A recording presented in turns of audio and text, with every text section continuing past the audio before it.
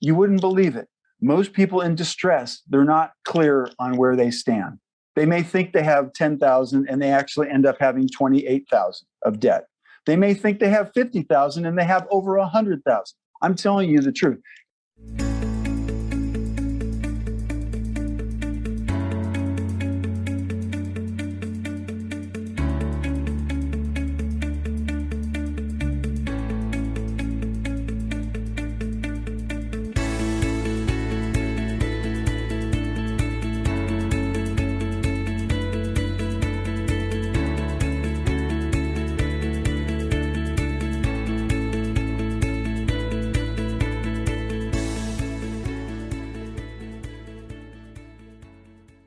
If you're watching this on YouTube, make sure you smash that like button and click subscribe.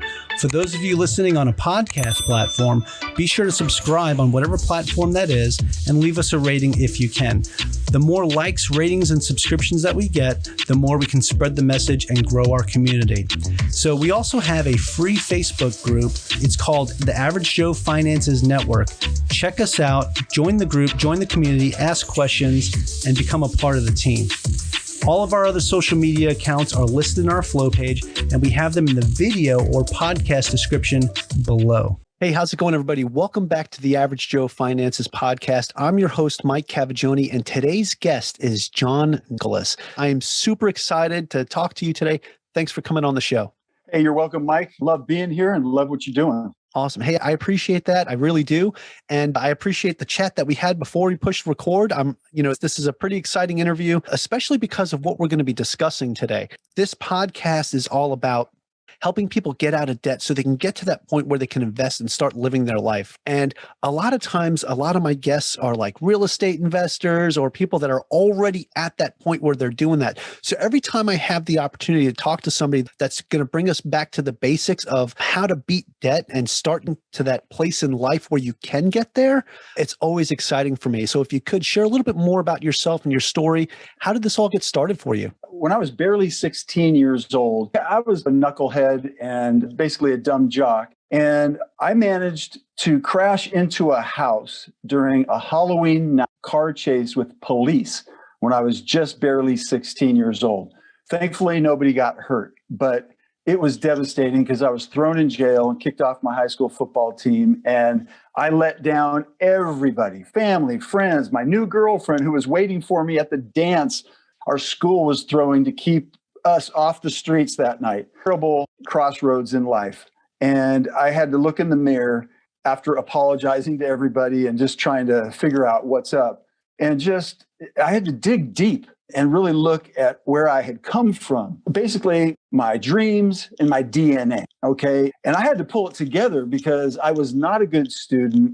I was marginal athletically. Here I was off my team. And the only aspiration I had was maybe to play college football or something like that. That was out there. And maybe if I dug deeper, there was a little tiny dream to be a pro athlete. But anyway, bottom line was I managed to dig up just from the trenches and change my mind and catch a vision for going forward. And within a year, managed to turn things around and become team captain, president of Key Club, campus leader, LA Times All-Star, and had turned the academics around so much that I was being recruited by Harvard and Brown University. So it was a major turnaround, and it showed me that amazing things are possible, okay? You can be a dumb jock who just makes a decision to look at things differently, to do things differently, and that worked out athletically, trained like never before, hit like never before, all those things. And so all things are possible. And I didn't even know much at the time, but I do know that amazing things can happen when we change our mindset and change our direction. So that I want to encourage everybody. I don't care where you are or who you are or what your situation, we got you. You can do this. You went really a lot deeper there to talk about something that you did when you were 16 years old, probably one of the biggest mistakes you've ever made. And that's huge. Like I'm sitting here taking down notes and I'm like, man, at 16, he was arrested, crashed his car into a house while he was being chased by the police on Halloween night. And he was supposed to be at a dance that night that was supposed to prevent all this from happening. Oh, man. Like, that's pretty rough stuff. Look at where you are now. Look at what the lessons that you've learned from that. And you made that mindset shift, right? You realize that you put yourself in a situation where you hurt other people besides yourself, and other people were affected by your actions. And you said, man, something's got to change. So something just switched for you and you changed that mindset. And then look at what happened after that. You started crushing it academically, getting recruited by Harvard and Yale and just other Ivy League schools. That's amazing. So I just want to say, I just wanted to point that out because I think that's super cool. To fast forward to where you're at today, right? So you yourself went through a lot of changes in your life, right? To the point where you've been jobless, you had racked up a whole bunch of debt, and you found yourself clawing and climbing out of this pit that was dug. So what is it that you have done on your own personal journey to beating debt and financial freedom? After partnering with a friend, a hometown friend, and building up an Emmy award-winning sports media company, and we had just sold it to a public firm right before 9/11. And they had very high hopes and expectations. And our markets froze after 9/11. And I was in New York City having meetings a month or so later that were dismal because sponsors and advertisers were just not making decisions, and we were struggling. And I stood one night looking at 9/11 as all night, 24/7 work crews were clearing the debris. And I was looking at that, just thinking about all the people who had perished there, wondering if my days were done. This was not looking good business-wise. And sure enough, it didn't take long before our parent company cut costs dramatically, starting with me. So I was jobless. I was a co-founder of a company that was really cool, and I had no money coming in. I already had some debt because as an entrepreneur, you tend to lug some of that around. And it took me months to work through an executive search situation. And anyway, a bunch of stuff that ended up being, so I was trying to keep my family afloat with no income. So I understand how people feel when they lose a job or their business goes bust or whatever.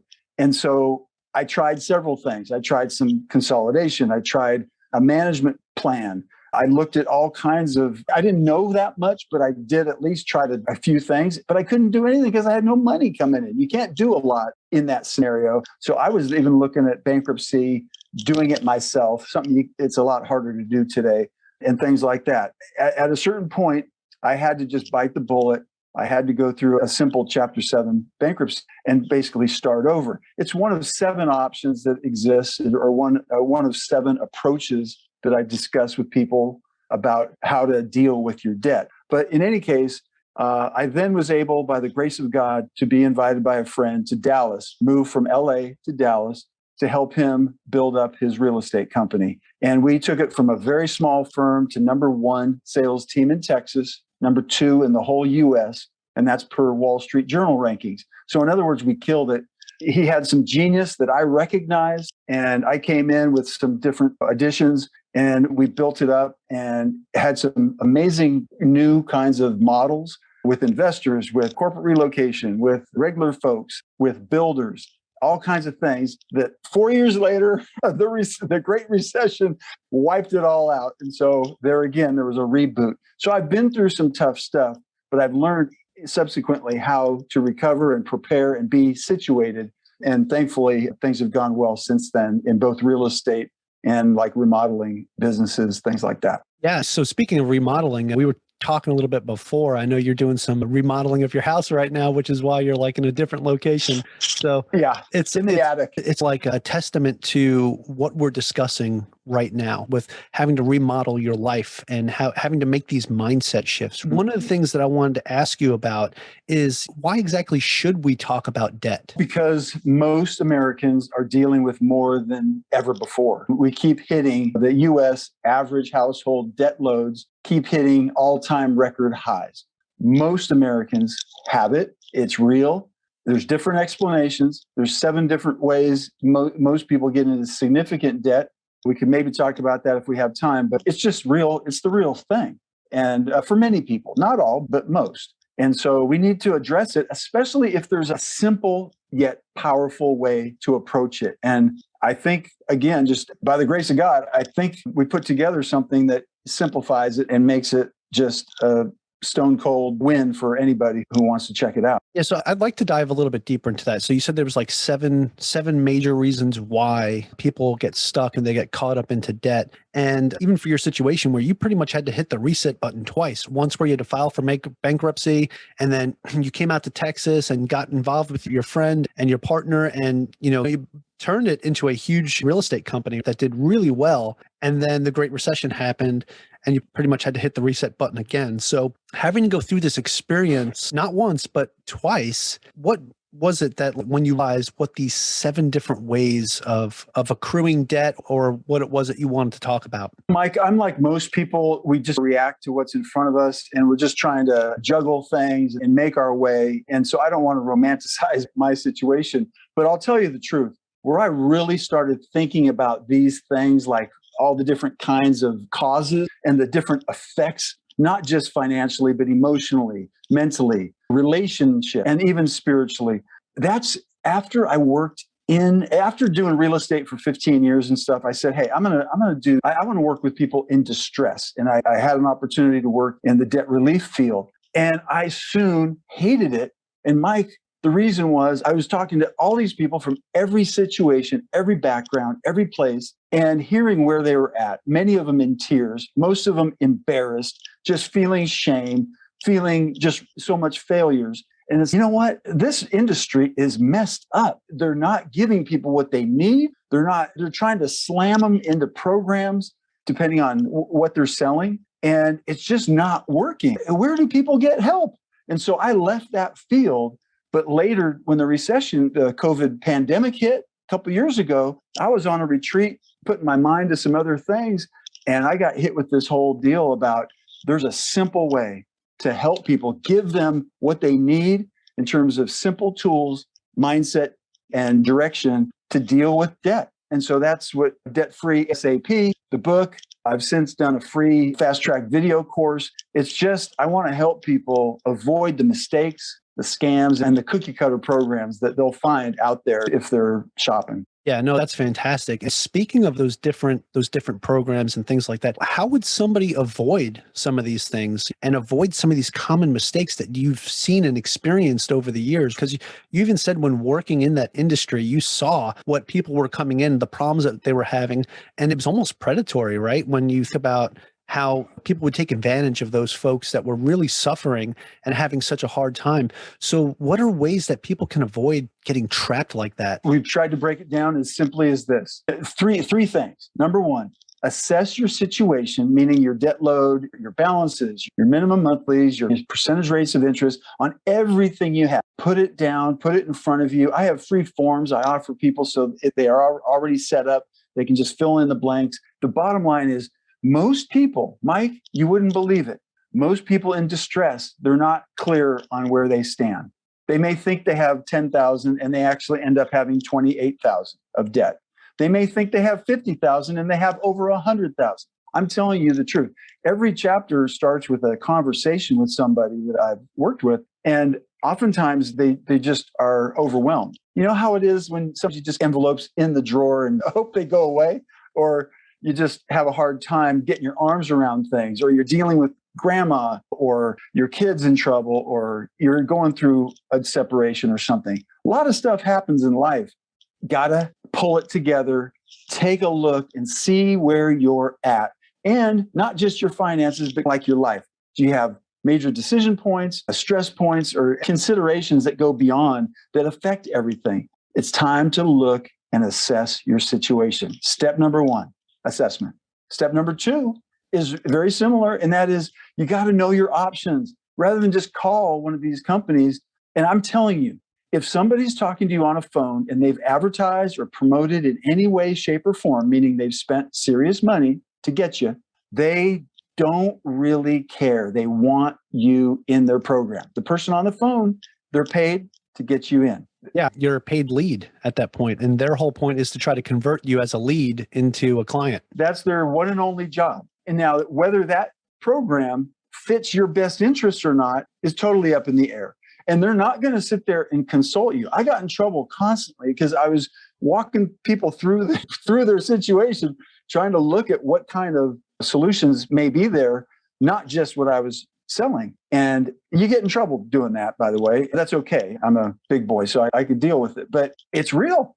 So everybody's out to jam you into whatever they're selling. I'm not selling anything. I'm just selling understanding, basically the 7 solutions. I have a free cheat sheet we give away. So it gives you some simple pros and cons for each thing. And I'm talking about ranging from old school, pay it down, target certain accounts to get them paid off and then move to the next one. Let's call it different things. I call it old school payoff plan. Okay. Next one, you're thinking consolidation, maybe. There's 3 different kinds of consolidation. What are they? How do they work?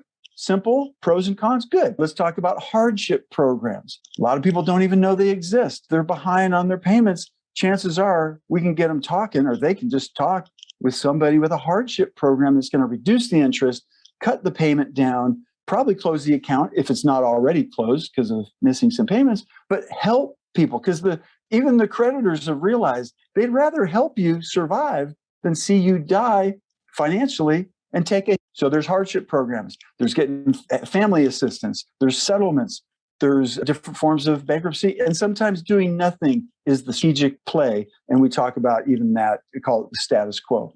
But you have a range of options, might as well understand them so you can pick the best one for your situation.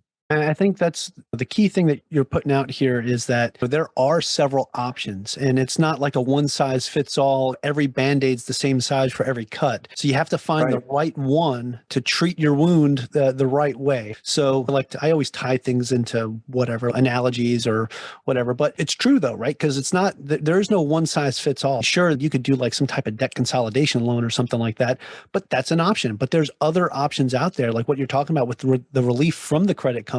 It's about the person on the other side, the person that's dealing with this, understanding that they do have different options, different ways to just get past this or beat this. And now just talking about your approach to this and how it seems like you are very personal when you're dealing with whoever you're dealing with as a client, that you have this personal touch to it. It feels like you genuinely care when you're talking with somebody, you're working with somebody, trying to figure out what it is that's going to work for them. How is the approach, the way that you go to attack debt, how is that different from some of the common ones we see like Dave Ramsey and Susie Orman talking about debt and everything? So what are some of the things that you do that's different than them? That's a great question, Mike. And I'm asked periodically, especially about Dave Ramsey. I wrote an article recently called "The Day Dave Ramsey Was All Wrong About Debt and How to Know Good Debt from Bad." And a woman called in and said, "Hey, I make about $70,000. I finally paid off my debt. I want to buy a house. I'm excited, but I have a car and I owe like $27,000 and I'm a little upside down on that. Should I worry?" And immediately Dave's sidekick jumps in and goes, "Oh, no, you got to pay that off before you go after the house." And Dave's in the background going, and so she's going, "Huh?" And I'm sitting there. This is a classic question that leads to a fuller discussion. Of course, now they have commercial breaks and everything they've got to juggle and all that, but they didn't sound her out. They didn't find out what her situation really is. Why is she interested in the house? Why now? Where? How much? Is she helping mom out? Is she going in on it with a friend, a partner, a husband? Or what's the situation? They didn't ask any of those questions. They just had a dogmatic mindset that said, pay off car before you buy a house. And I'm sitting there, and in my article, I say, hey, look, let's look at this. They made some mistakes. Number one, they never even said, hey, way to go, paying off your debt. Now, that's a big achievement. We need to remind everybody that's an important thing. As for the car, being slightly negative in a car usually corrects itself over time as you pay down the note and the valuation of the car stabilizes after some early depreciation. I don't want to talk over anybody's head here, but the bottom line is it's no big deal. It usually corrects itself. So it's not anything that's going to cause your home mortgage lender or even you to really worry. Plus, most vehicles are low interest. They're secured. They're not like a credit card. They're secured by the asset. And most people, a vehicle is a line item in their monthly overhead. It's not really like a major debt. She could get rid of the car if she wanted to. Anyway, there's different things there. My point is, you don't stop somebody from buying a home when interest rates were almost zero. This was before, I just stumbled across this recording that I heard, and it was before all this pandemic hit and everything. where before all the buying demand spiked and prices on homes spiked and everything. So I basically explained that this woman could have bought a home with low interest before prices spiked. And instead, she was told to do something that has her on the sidelines, toiling away to pay off a car that probably now is worth $10,000 over what she owes because of what's happened in the marketplace. And she has no home. And it's, you got to get into the fabric of somebody's life to understand what's important, why, and not be closed-minded or dogmatic about your opinions. Because there is some debt is better than others. High interest, low value, credit cards, bad debt. Get rid of it. Let's get rid of it. Hey, a home that's at 3% interest, that's accruing asset value, equity, and over time, tax advantages, et cetera. I'm not going to talk anybody out of that. I think it's ridiculous. That's just real life. And so many people who have subscribed to Ramsey or anyone else's, Barbara's, or they usually just whisper out of the side of their mouth, I don't go along with that other stuff. I like some of his stuff, but I don't believe in half of that other stuff.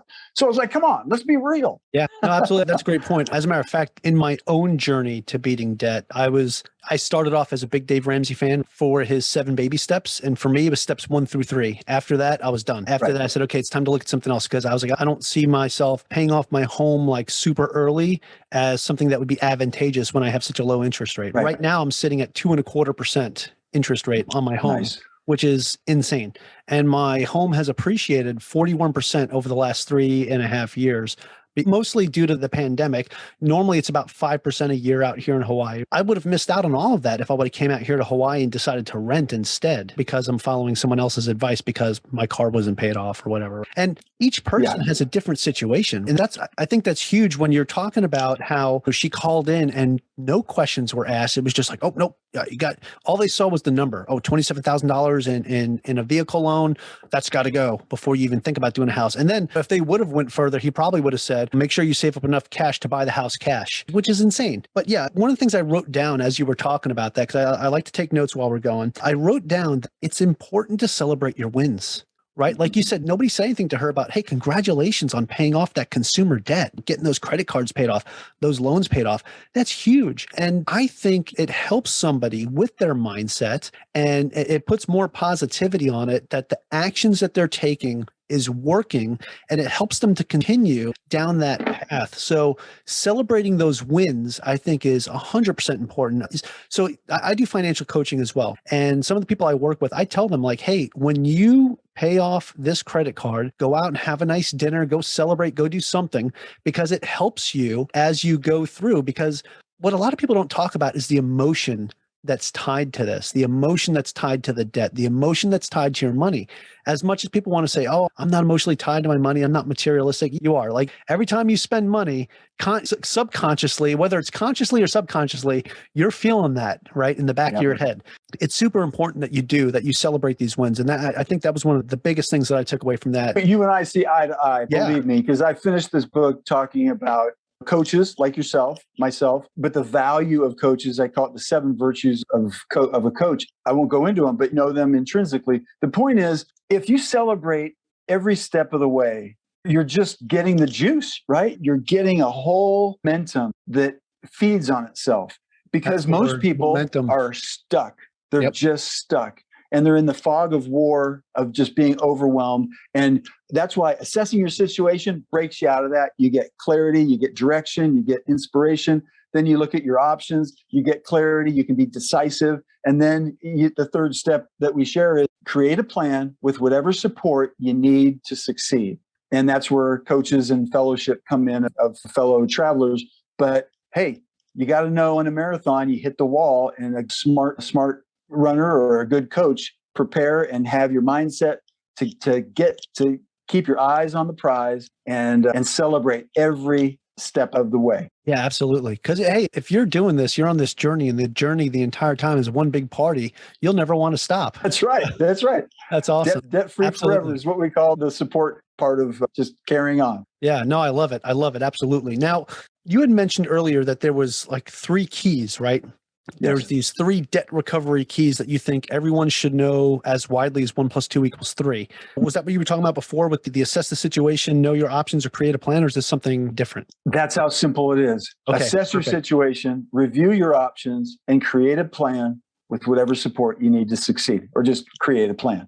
Awesome. Well, I just wanted to make sure I got to that, because that was like when you mentioned it earlier, and I figured that's what it was, but I wanted to make sure that we hit that piece, because I know that was like one of the key things that I wanted to discuss with you today, right? Yes. And I think that's huge. And I want to point that out, how assessing your situation, knowing what your options are, and then creating that plan. One of the things that I said it's to make it as known as widely as 1 + 2 = 3. That's like a simple math problem, but that's how simple this is right here too. You're talking about the 3 debt recovery keys. That's how simple it is. 1 + 2 = 3, right? Yes. If you can follow that simple formula, that simple mathematical equation, you can really get yourself set up to be in a really good spot in the future. And there's a lot of people that listen to my show right now that are probably well past this stage, which is fine. But there's also people that are listening that are just now getting started on their journey to getting out of debt so they can start building their wealth and control their future. That's actually my tagline on my website and the podcast too. It's beat your debt, build your wealth, and control your future. Nice. And it's just that simple. And you have to be able to just assess,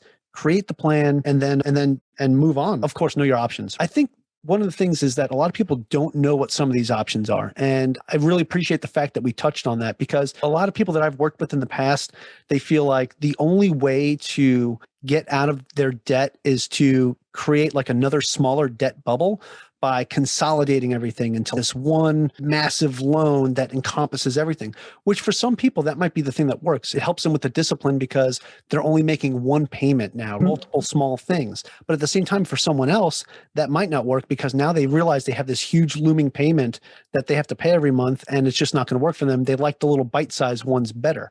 And the snowball method might be better for them. And that's what I did myself, was the snowball method and the envelope system. And now I do sinking funds. I think that's super huge that people have these different options. And that's why I wanted to touch on that near the end here. But John, there's something that I just added to my podcast not too long. I'm calling it the final round. And it's where I have 4 questions that I'd like to ask you. They're quick hitting, but they're like to the point. And I think they add massive value to both myself asking you these questions and to our listeners. So if you're ready to do that, I'd like to go into our final round. Final round. Okay, awesome. All right. So first question, this is a big one. Ready? What's the biggest mistake you've ever made? Financially, I would say not investing in Tesla when I had my son do a research project before they went public, and was trying to teach him how to spot a winner. And I didn't make that move. Wow. So you were looking at it before it went public. Yes. I kick myself in the butt all the time when I look at when I first moved to Hawaii, right after we bought our house, I was looking at buying a Tesla. I wanted to buy a Tesla so bad. And I was at the dealership and I'm talking to the guy there, and he was telling me, every time we sell a car, we get some Tesla shares and stuff too that go along with our commission. I was like, oh, that's really cool. And I was thinking about buying some Tesla, but I just feel like it's a little overpriced right now. And I think at the time in 2018, it was like $276 a share. This is pre-split. Okay. Right. And I'm like, I think it's too overpriced. And he's, I think it's a little overpriced too, blah, blah, blah. Yeah, man, if I would have only known what was going to happen over the next few years, woo. We have that in common. Okay. Yeah. So we do have that in common. However, I like to not look at that as I wish I coulda, shoulda, woulda, because a lot of times that can really weigh you down. Yeah. Not worried about it. But that's super cool though, that you were showing him that and he was writing a paper on it, just how to pick out a good winner. And I don't think we really talked about this earlier in the show, but I want to point out how important that is that you are teaching your children that, right? And how important it is that they understand financial literacy and how to do this for themselves. Because as a parent, I know, at least for me as a parent, my whole thing is I want to build a situation that's better for my children than what I have. And I think that's really awesome. Can I interject on that? Because I just want to give you a huge amen to that and mention that, like you said, a lot of your listeners are already doing okay and they're not like under the gun debt-wise. This book is super fun to read. It's easy, it's fast, and you can watch the free video course as well as an option. But it's not just for you. It's how you can help other people. Most of us have family members or friends or other people we come across who need help and they have no clue.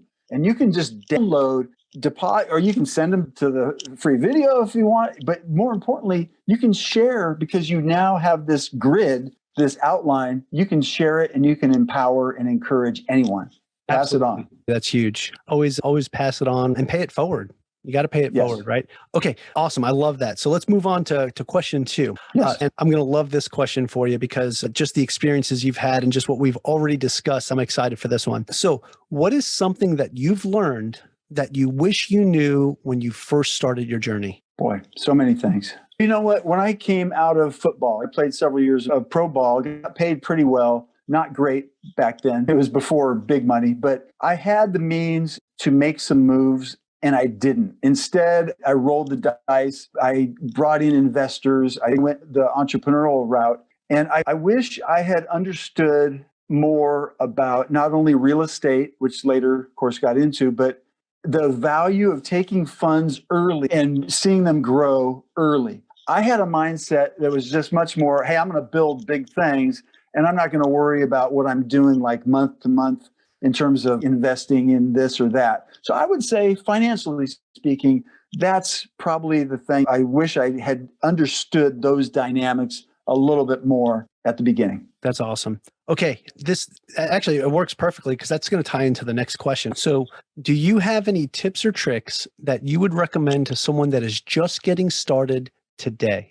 That Dave Ramsey article I mentioned, one of the things I talk about there is the slogan I've created for myself is everything depends on everything. Okay, when somebody asks a question, hey, should I buy this or should I do that? The answer usually is it depends. Everything depends on everything. And so you can't just grab something out of the air and say, yeah, this is something I need to do. It depends on all the elements of where you're at, what you care about, what your goals are, this, that, and the other thing. And then evaluating, if it's not debt recovery options, it's investment options. You got to look at your options, review those, and then create a plan. 1 + 2 = 3. Your situation plus your option, best option, equals your best plan. Follow it step by step. And so that's all I got. It's everything depends on everything. Don't do things just because you're supposed to, or just because that expert says do it. Unpack your situation and your opportunity. And I think I went way off track on that, Mike. So sorry. No, that's perfect. Sometimes depending on what your situation is and what you're trying to do, you got to trust your own intuition and trust yourself. And I think that's where you were going with that, because a lot of people they'll go with, hey, Dave Ramsey said this, or I heard this from John or Mike on the podcast, and I feel this is the route I should go. Not everything you hear is what you should do. Again, when you talked about those 3 steps and that first one, assess the situation, right?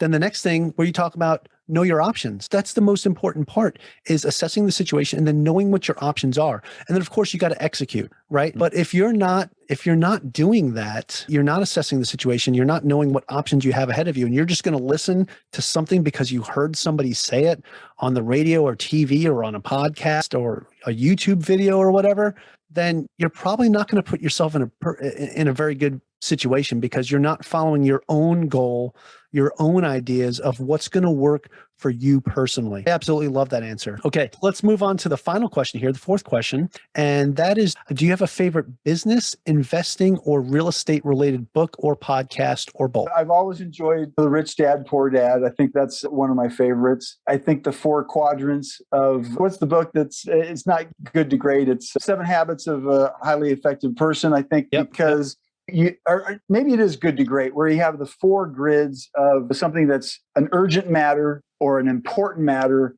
not important, not timely, whatever. And just having an understanding of what's really important and urgent. That means high priority. If something's important, but it's not urgent, I shouldn't be wasting time during prime time in my day on that. It's important, yes, but it's not in front of me now. And so I'm going to put it off to the side. I'd say those have stuck with me.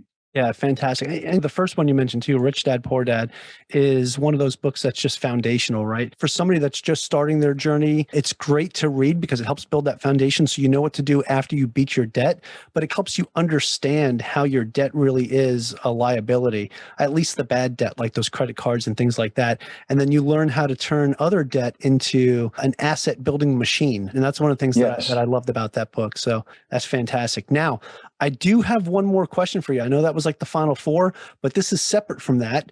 And this is probably the most important question of all, because as folks are sitting here listening to this show, listening to this episode, they're like, hey, Mike and John are talking about some really awesome stuff. We really like what John's talking about with his program and how he has these 3 debt recovery keys that everybody should know. And we want to know more about him, his program, and what he's doing, and about your book too. So if you could share with us where people could find more information about you. Do you have a website you can share, social media? Where can we find your book? That's the burning question that people want to know. Where most people go for books is Amazon.com. I'm grateful that we were an Amazon #1 new release book, and we've been top of the charts now for about a year, and very thankful for that. And the reviews have been really cool, where people are saying, hey, you know what? Finally, somebody is looking at my situation, not just forcing their ideas on me, trying to help me look at my situation in a different way. It's on Amazon. It's a Kindle ebook. It's also a paperback. It doesn't cost much. So brother or sister, grab it. And I think you're going to enjoy it and benefit from it. The other thing I want to say, Mike, is I just loaded a free online 38-minute fast track video course. And it includes my story as we build each person's recovery story of their own. And it's at freedebtvideo.com. Just go to freedebtvideo.com. It introduces you to my own website as well, but it gives you the free forms. I talked the free assessment forms. You can get PDFs to print out, or you can do Excel on your computer if you like. Also, the 7 debt solutions that you should know. That's a cheat sheet, free, comes with it. And then just watch the video, and it gives you everything you need to succeed. It really does. And if you want to get some personal assistance, I offer my consultation and support in an incredible approach for less than $100.